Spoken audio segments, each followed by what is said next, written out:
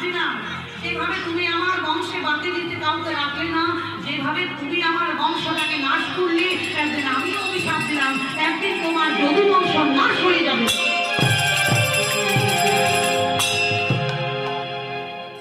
তোমার যদু বংশ একদিন শেষ হয়ে যাবে।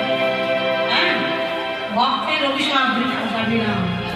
হয়েছিল, ভগবানের বংশ বাতি দিতে কেউ ছিল না।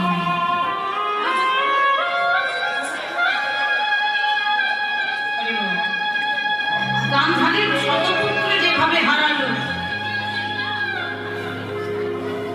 গান্ধারীর 100টা ছেলে যেমন গান্ধারীকে পরিত্যাগ করে গেছে, মারা গেছে, ঠিক তেমন ভাবে ভগবানের বংশ তো একদিন নাশ হলো গান্ধারের অভিশাপে।